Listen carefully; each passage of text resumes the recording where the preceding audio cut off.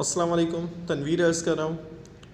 आज हम क्लास 8 के मंथ ऑफ जनवरी का चैप्टर है कार्बन एंड इट्स कंपाउंड की सेकंड जो पार्ट है उसके बारे में डिस्कस करेंगे। इस चैप्टर का पहला पार्ट जो है वो मैं पहले ही आप लोगों को थोड़ा बहुत इस हवाले से बताने की ट्राई कर चुका हूँ।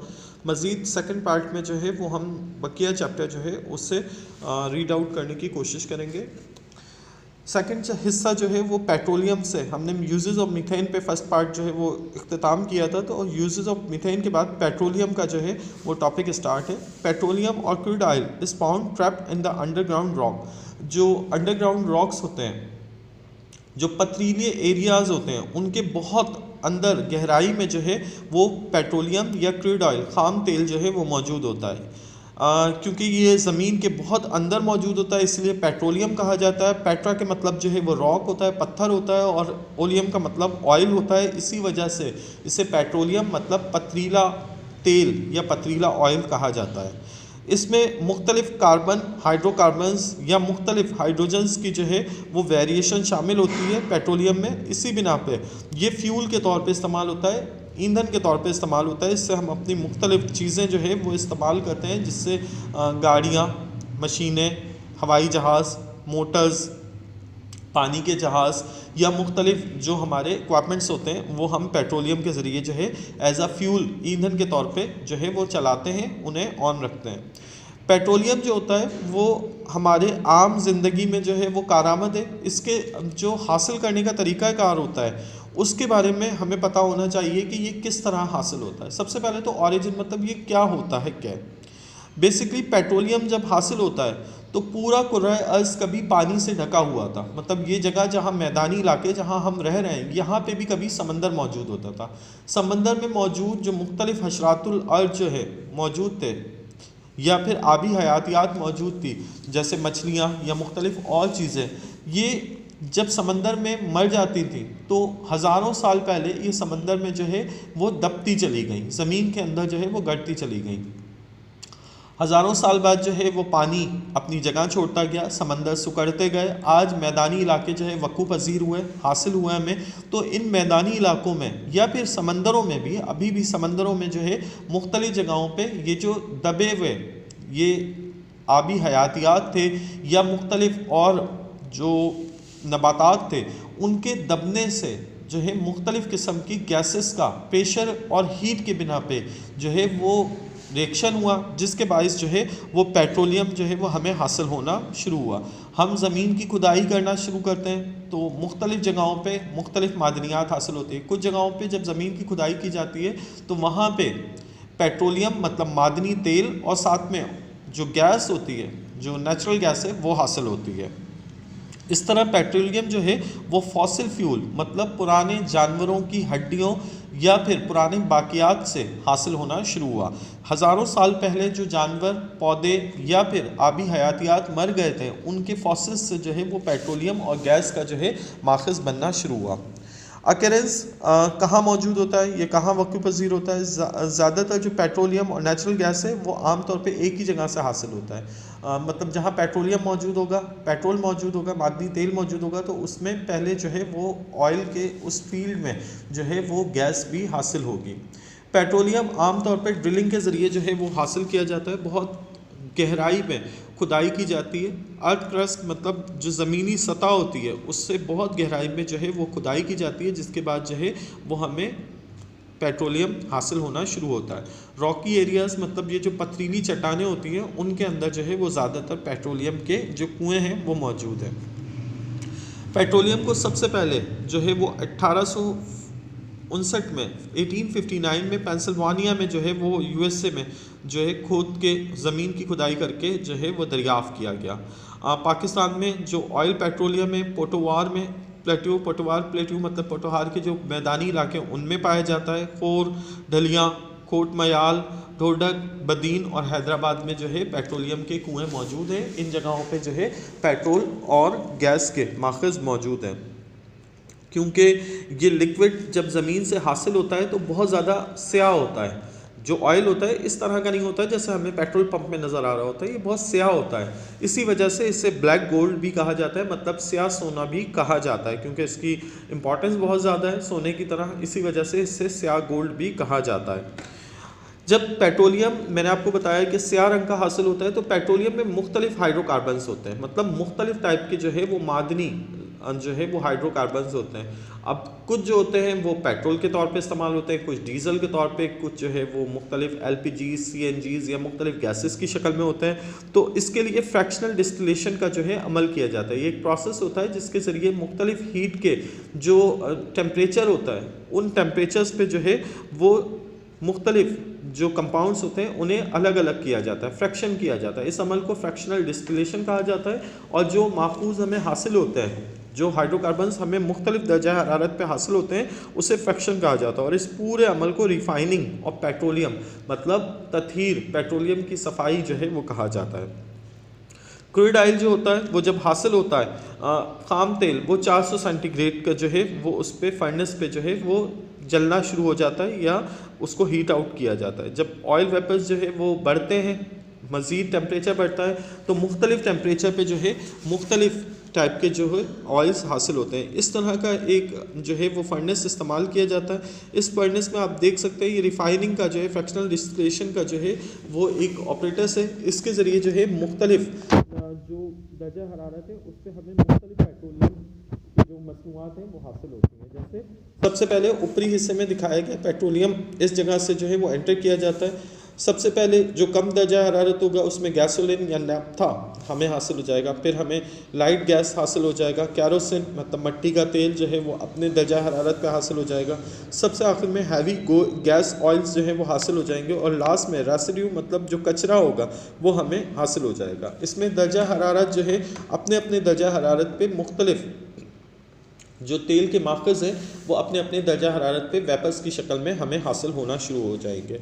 इस अमल को फ्रैक्शनल डिस्टिलेशन कहा जाता है। इस अमल के ज़रिए जो है वो मुख्तलिफ ऑयल के जो मसनूआत हैं वो हासिल की जाती हैं, जिनमें कार्बन और हाइड्रोजन की मुख्तलिफ एटम्स जो है मुख्तलिफ रिंग्स की शक्ल में मौजूद होते हैं। इन रिंग्स की बिना पे इनका टेम्परेचर मुख्तलिफ होता है, जिसके बाद इस मादनी तेल को जो है मुख्तलिफ मसनूआत में तब्दील करने के बाद हम मुख्तलिफ गाड़ियों में जो है मुख्तलिफ मशीनों में जो है इस्तेमाल करते हैं। फॉर एग्ज़ाम्पल कैरोसिन ऑयल जो है वो जेट ऑयल के तौर पे इस्तेमाल होता है, और हैवी ड्यूटी गाड़ियाँ जो बड़ी गाड़ियाँ होती हैं उनमें जो है वो डीज़ल इस्तेमाल किया जाता है। इसके लिए एक चार्ट बना हुआ है, आप देख सकते हैं बुक के पेज नंबर 115 पे। आप इस चार्ट के ज़रिए जो है वो आप बआसानी समझ सकेंगे। पेट्रोलियम गैस जो है वो 40 सेंटीग्रेड पर हासिल हो जाती है।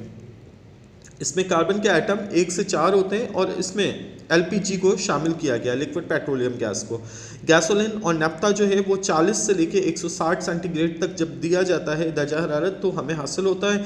इसमें 4 से लेके 10 तक जो है वो कार्बन एटम मौजूद होते हैं। इससे petrol, raw material for making other chemical, मुख्तलिफ जो है खाम जो मटेरियल्स होते हैं वो हासिल होते हैं, लेकिन इससे सबसे अहम पेट्रोल हासिल होता है। फिर कैरोसिन ऑयल है, मिट्टी का तेल, ये 160 सेंटीग्रेड से 250 सेंटीग्रेड के दर्जा हरारत पे हासिल होता है। इसमें 10 से लेकर 16 जो है कार्बन के एटम मौजूद होते हैं। डोमेस्टिक फ्यूल, घरेलू जो ईंधन होता है उसके तौर पे, जेट इंजन के जो फ्यूल होता है उसके जो है ईंधन के तौर पे इस्तेमाल होता है। फिर मज़ीद आता था लाइट गैस ऑयल, ये तकरीबन 250 से लेकर 300 सेंटीग्रेड पे हासिल होता है। इसमें 16 से 20 तक जो है कार्बन के एटम मौजूद होते हैं। डीजल के तौर पे जो है हम गाड़ियों में इस्तेमाल करते हैं।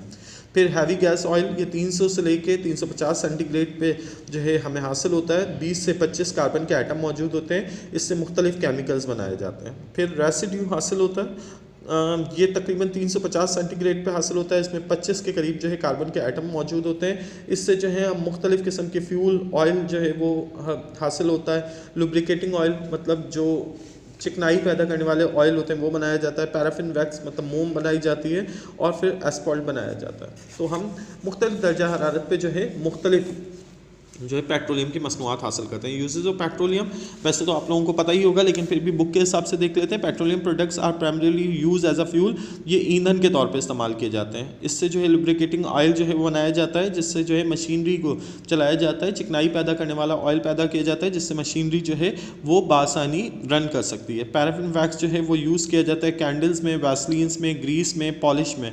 जो वैसलीन होती है, जो आपका वैक्स होता है जो वैसलीन के अलावा कैंडल्स, ग्रीस या पॉलिश, जो शू पॉलिश होती है उसमें ये पैराफिन वैक्स इस्तेमाल किया जाता है।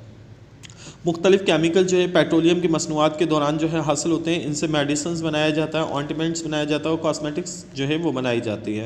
एसफेल्ट बिटुमेन जो है वो यूज़ किया जाता है रोड की सरफेसिंग के लिए। जो रोड पे तारकोल बिछाया जाता है वो एसफेल्ट से हासिल किया जाता है, इसे बिटुमेन भी कहा जाता है। मज़ीद ये फ्रैक्शनल डिस्टिलेशन के दौरान जो है मुख्तलिफ़ केमिकल्स हासिल होते हैं जिनसे हम प्लास्टिक बनाते हैं, सिंथेटिक रबर बनाते हैं, जो टायर होते हैं उसका रबर बनाते हैं। मज़ीद जो है वो एक्सप्लोजिव, जो धमाका खेज़ मवाद होते हैं वो बनाने के ये काम आते हैं ये केमिकल्स। तो यूजेस इसके बहुत ज़्यादा होते हैं, इसीलिए इसे स्याह सोना भी कहा जाता है। नया टॉपिक है फ्लैम्स, शोला या फिर आग का जो एक शोला होता है उसके बारे में ये बता रहे हैं। A flame is the region where combustion of gases take place. Flame या शोला वो हिस्सा होता है, वो जगह होती है जहाँ पे गैसेस जो है वो एक दूसरे को साथ मिल के जो है वो जलने का अमल या एहतराकी अमल जो है करती हैं, उस जगह को फ्लेम कहा जाता है। जैसे कि कैंडल फ्लेम दिखाया गया है। कैंडल फ्लेम में आप देख सकते हैं इसमें 3 पार्ट्स बताए गए हैं। सबसे पहले कैंडल फ्लेम में जो है नॉन ल्यूमिनस जोन है। नॉन ल्यूमिनस जोन जो है वो ऐसा हिस्सा है जहाँ पे जलने का अमल जो है हो रहा होता है लेकिन यहाँ पे चमक पैदा नहीं हो रही होती है, इस हिस्से में रोशनी नहीं होती है। फिर सेकंड हिस्सा है ल्यूमिनस जोन। आप इस जगह पे देख सकते हैं यहाँ पे रोशनी जो है पैदा होती है, ल्यूमिनस मतलब रोशनी पैदा होना। फिर आ जाता है डार्क जोन। डार्क जोन वो हिस्सा होता है जहाँ पे मुकम्मल तौर पे जो है वो स्याह होता है, मतलब यहाँ पे किसी भी किस्म का जो है वो रोशनी पैदा नहीं होती है, अंधेरा होता है। सो इस हिस्से को हम यहाँ पे भी बुक में भी देख लेते हैं। यहाँ बुक में भी समझाया जा रहा था unburned vapour can be drawn out and burn using a glass tube, the region is called dark zone. वो हिस्सा जो कि जलने के अमल के लिए तो इस्तेमाल होता है लेकिन वहाँ पे किसी भी किस्म के जलने के बाद गैसेस जो है वो नहीं बनती हैं, उस हिस्से को डार्क जोन कहा जाता है। Surrounding the dark zone is a bright yellow zone. एक जो डार्क जोन के बाद जो है वो जो इर्द गिर्द का हिस्सा होता है वो इंतहाई चमकीला येलो रंग का, मतलब येलो पीले रंग का जो है वो एक चमकीला चमकदार रोशन हिस्सा होता है, इसे हम ल्यूमिनस जोन कहते हैं। फिर the thin outer most zone of the flame is the blue in colour. जो ऊपर का हिस्सा होता है जोन का, जो रीजन का ऊपर का हिस्सा होता है वो ब्लू रंग का होता है, जिसमें ब्लू रंग का कलर दिख रहा होता है लेकिन ये चमकीला नहीं होता, इस हिस्से को नॉन ल्यूमिनस जोन कहा जाता है। तो हम ये समझ सकते हैं कि किसी भी जगह पे जब भी शोला पैदा होता है तो वहाँ पे मुख्तलिफ गैसेस का जो है आपस में रिएक्शन हो रहा होता है, जिसके बिना पे हमें डार्क जोन जो अंधेरे वाला हिस्सा होता है वो दिखता है, ल्यूमिनस जोन मतलब रोशनी वाला चमकदार हिस्सा दिखता है, नॉन ल्यूमिनस जोन ऐसा हिस्सा जो चमकदार तो नहीं होता लेकिन रोशनी पैदा कर रहा होता है, जो ब्लू रंग में होती है ज़्यादातर, वो हमें हासिल होता है। आप जो है वो अक्सर कैंडल्स की जो शोला होता है उसमें भी देख सकते हैं और चूल्हे की जो शोला होता है उसमें भी देख सकते हैं कि ये तीनों जो पार्ट्स हैं वो मौजूद होंगे। फिर आ जाते हैं, नया टॉपिक है एक्सटिंग्विशर ऑफ फायर। वो चीज़ें जो फायर को मतलब आग को बुझाने के तौर पे इस्तेमाल होती हों। The most commonly use substances for putting out fire is water. कभी भी आग को बुझाने के लिए जो सबसे ज़्यादा आम तौर पे इस्तेमाल होने वाली चीज़ है वो पानी है। पानी को इस्तेमाल किया जाता है आग बुझाने के अमल के लिए। It works by cooling the combustible substances as below its ignition temperature.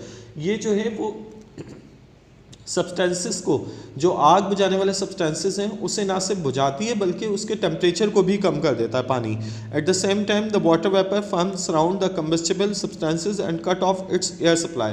साथ में जो वाटर के जो वेपर्स होते हैं वो हवा के ऑक्सीजन मौजूद जो होती है हवा में उसको कट ऑफ कर देते हैं, रोक देते हैं, जिसके बिना पे आग जो है वो तेज़ी से बुझने लगती है। लेकिन फिर भी याद रखिएगा बहुत सी जगहों पे ऐसा होता है पानी डालने के बाद भी जब आग बहुत ज़्यादा हो, बहुत बड़े पैमाने पे लगी हो, तो पानी डालने के बावजूद जो है वो ऑक्सीजन मिलने पे दोबारा से आग भड़क उठती है। पानी के वेपर्स जैसे ही मुकम्मल तौर पे एवापोरेट होते हैं आग दोबारा से भड़क उठती है। इसी वजह से पानी जो है वो छोटे पैमाने पे लगने वाली आग को बुझाने के लिए तो कारआमद है, लेकिन बड़े पैमाने पे लगने वाली आग को पानी से बुझाया नहीं जा सकता है। इसके लिए कुछ और चीज़ें इस्तेमाल की जाती हैं जिन्हें आमतौर पर फायर एक्सटिंग्विशर्स कहा जाता है।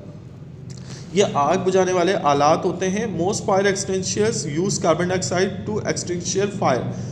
ज़्यादातर जो आग बुझाने वाले आलात होते हैं इनमें कार्बन डाइऑक्साइड इस्तेमाल किया जाता है जो कि हवा की मौजूदगी को ख़त्म कर देता है, ऑक्सीजन को मुकम्मल तौर पे ख़त्म कर देता है। और याद रखिएगा कार्बन डाइऑक्साइड किसी भी जगह आग लगने पे फौरी तौर पे जो है वो कार्बन डाइऑक्साइड उस आग को बुझा देगा, क्योंकि कार्बन डाइऑक्साइड शुरू में इस चैप्टर के पार्ट 1 में ही बताया गया कि कार्बन डाइऑक्साइड आग के हवाले से एहतराकी अमल के लिए बिल्कुल भी नामुनासिब गैस है।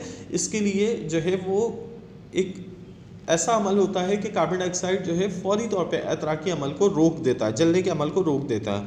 Carbon dioxide being heavier than air, क्योंकि हवा से भारी होती है, सराउंड द कंबेस्टिबल सब्सटेंसेस, इसी वजह से हवा से भारी होने पे ये तमाम के तमाम जहाँ पे आग लगा हिस्सा होता है उस जगह को सराउंडिंग में जो है वो कवर कर लेता है। इसके बिना पे ऑक्सीजन गैस जो है वो इस जगह पे आ नहीं पाती है। जब ऑक्सीजन गैस नहीं आ पाती है तो आग जो है वो खुद ब खुद बुझना शुरू हो जाती है। आग लगने के लिए ऑक्सीजन गैस का मौजूद होना लाजमी है, और क्योंकि कार्बन डाइऑक्साइड ऑक्सीजन से भारी होती है इसी वजह से आग वाली जगह पे, जिस जगह पे आग लगी होगी वहाँ पे जो है वो कार्बन डाइऑक्साइड पूरी जगह को घेर लेती है, जिसके बिना पे ऑक्सीजन गैस जो है फॉल नहीं कर पाती है और आग फौरी तौर पे बुझ जाती है। इसीलिए ज़्यादातर जो फायर एक्सटिंग्विशर्स होते हैं उनमें कार्बन डाइऑक्साइड का इस्तेमाल किया जाता है। A soda acid fire extinguisher throw out a mixture of carbon dioxide and water toward the fire. एक फायर एक्सटिंग्विशर आग बुझाने का आला होता है, सोडा एसिड कहा जाता है। इसमें जो है कार्बन डाइऑक्साइड और पानी का जो महलूल होता है वो इस्तेमाल किया जाता है, आग बुझाने के लिए मददगार होता है। इससे जो है वो आग तेज़ी से जो है बुझती है। कार्बन डाइऑक्साइड आग को बुझाता रहता है और पानी जो है वो कूल डाउन, मतलब उस दर्जा हरारत को कम करता चला जाता है। The water cool the combustible substances, मतलब जो पानी होता है वो कूल करता रहता है, ठंडा करता रहता है, ठंडक पैदा करता है, और साथ साथ जो कार्बन डाइऑक्साइड होती है वो आग बुझाने का काम जो है वो करती है। अब ये सोडा ऐश कैसे काम करता है ये देखते हैं। The soda acid fire extinguisher consist of a metal container. जो सोडा एसिड फायर एक्सटिंग्विशर होता है वो मेटल कंटेनर से बना हुआ होता है, मतलब धाती कंटेनर होता है, filled with a solution of sodium carbonate, जिसमें सोडियम कार्बोनेट जो है वो भरा हुआ होता है। अ ग्लास बोतल capped inside the container has a sulphuric acid in it. एक ग्लास बोतल जो है वो शीशे की बोतल जो है वो इस कंटेनर के अंदर रखी जाती है। साइडों में जो है वो सोडियम कार्बोनेट मौजूद होता है, सोडियम बाइकार्बोनेट मौजूद होता है। जैसे फॉर एग्जांपल हम यहाँ समझ लेते हैं, इस बोतल के साइडों में जो है सोडियम बाइकार्बोनेट मौजूद होगा और दरमियान में एक बोतल रखी जाएगी जो शीशे की होगी। ये शीशे की बोतल जो होगी वो सल्फ्यूरिक एसिड के साथ जो है वो भरी हुई होगी। When the knob of the extinguisher is pressed, जब नॉब को दबाया जाता है, इस हिस्से को दबाया जाता है, तो बोतल ब्रेक्स, जो बोतल होती है सल्फ्यूरिक एसिड की वो टूट जाती है, क्योंकि वो शीशे की होती है वो फौरी तौर पे टूट जाती है। The acid comes it contract with sodium bicarbonate, जो सल्फ्यूरिक एसिड होता है वो फौरी तौर पे बाहर निकलता है, वो सोडियम बाइकार्बोनेट के साथ जो है रिएक्शन शुरू कर देता है। जब रिएक्शन शुरू करता है तो उससे फौरी तौर पे कार्बन डाइऑक्साइड जो है वो बनना शुरू हो जाती है। ये रिएक्शन को आप देख सकते हैं, सोडियम बाइकार्बोनेट 2NaCO3 मौजूद है, साथ में H2SO4 मतलब सल्फ्यूरिक एसिड जो है वो शीशे की बोतल में मौजूद है। जैसे ही बोतल टूटेगी वो सोडियम बाइकार्बोनेट के साथ सल्फ्यूरिक एसिड जो है वो रिएक्शन करेगा, हमें हासिल होगा सोडियम सल्फेट, साथ में पानी वाटर और साथ में कार्बन डाइऑक्साइड। मतलब एक ही वक्त में हमें पानी भी हासिल हो जाता है और साथ में कार्बन डाइऑक्साइड भी, कूलिंग का अमल भी हो जाता है और साथ साथ आग बुझाने के लिए कार्बन डाइऑक्साइड भी हमें हासिल हो जाती है। The carbon dioxide comes out through the nozzle, carbon dioxide जो है वो नोजल की साथ जो है वो बाहर आने लगती है, जो फौरी तौर पे फॉर्म शक्ल में होती है, फॉर्म मतलब फॉर्मिक शक्ल में होती है। इससे जो है वो तेज़ी से आग बुझना शुरू हो जाती है, क्योंकि सराउंडिंग्स को इर्द गिर्द के जो हिस्सा होता है उसमें भारी होने की वजह से पूरा घेर लेती है और ऑक्सीजन गैस को नीचे की जानिब नहीं आने देती है, जिसकी वजह से कट ऑफ हो जाता है सप्लाई ऑक्सीजन गैस का, और जिसके बिना पे आग जो है वो तेज़ी से बुझना शुरू हो जाती है। इस अमल को पूरा जो है वो सल्फ्यूरिक एसिड और सोडियम बाइकार्बोनेट के साथ जो है वो मुकम्मल किया जाता है। इस अमल की वजह से जो है वो फायर एक्सटिंग्विशर्स जो है वो तेज़ी से बड़े पैमाने पे लगने वाली आग को काबू में करते हैं, साथ साथ पानी का छिड़काव भी करते रहते हैं, जिसके बिना पे कूलिंग का अमल भी होता रहता है। इसके अलावा बताया जा रहा है a substance called saponin is added to the sodium bicarbonate solution to produce a form of carbon dioxide. एक सब्सटेंस होता है सैप्रोन, ये भी जो है वो सोडियम बाइकार्बोनेट के साथ जो है वो मिक्स किया जाता है इस फायर एक्सटिंग्विशर में, ताकि जो कार्बन डाइऑक्साइड हो वो फॉर्म की शक्ल में, मतलब जैसे बर्फ़ के गाले होते हैं जैसे बर्फ़ को रगड़ने पे जो हमें बारीक बारीक बर्फ़ हासिल होती है, इस शक्ल में, फॉर्म की शक्ल में हमें हासिल हो, ताकि वो सराउंडिंग को बहुत तेज़ी से घेर ले। The fire extinguisher can be safety use to extinguish petrol and kerosene oil. Kerosene fires, जो फायर एक्सटिंग्विशर्स होते हैं वो पेट्रोल और मिट्टी के तेल से लगने वाली आग को फौरी तौर पे बुझाने के लिए कारआमद होते हैं। In carbon tetrachloride fire extinguisher vapour of carbon tetrachloride a non supporter of combustion are released on the burning substance. एक और फायर एक्सटिंग्विशर होता है जिसमें कार्बन टेट्राक्लोराइड जो है वो इस्तेमाल किया जाता है। ये टेट्राक्लोराइड कार्बन जो है वो फौरी तौर पे कंबस्शन के अमल को रोक देता है, ये सपोर्ट नहीं करता है जलने के अमल को, एतराकी अमल को फौरी तौर पे जो है वो ख़त्म कर देता है और बर्निंग सब्सटेंस जो होता है उसे मुकम्मल तौर पे रिलीज़ कर देता है, ख़त्म कर देता है। The vapours settle on the combustible substance and cut off the air supply. जो कार्बन टेट्राक्लोराइड के जो वेपर्स होते हैं वो जलने वाले जो अनासर होते हैं, सब्सटेंस होते हैं, उस पर अपनी एक तह जमा देते हैं और उससे जो है वो एयर सप्लाई से, मतलब ऑक्सीजन की सप्लाई से जो है वो महफूज कर लेते हैं, जिसके बिना पे आग फौरी तौर पे बुझ जाती है। इस चैप्टर का जो है खुलासा मैंने आप लोगों को दिया है। मज़ीद इस चैप्टर के हवाले से अगर कुछ भी जानना हो तो आप कमेंट सेक्शन में पूछ सकते हैं। इस चैप्टर के जो सवालात हैं, जो क्वेश्चन आंसर्स हैं, वो तमाम के तमाम कुछ ज़्यादा हैं, वो देख लीजिएगा। और fill in the blanks, true false और मज़ीद जो MCQs हैं वो आपको PDF फॉर्म में जो है वो सेंड कर दिए जाएंगे। आपसे रिक्वेस्ट ये है कि काम मुकम्मल कर लीजिएगा इसका, और चैप्टर को जो है वो ख़ुद से भी रीड आउट कीजिएगा। कुछ सवालात करना चाहें तो कमेंट सेक्शन में आप पूछ सकते हैं। फ़ी अमान अल्लाह, अल्लाह हाफ़िज़।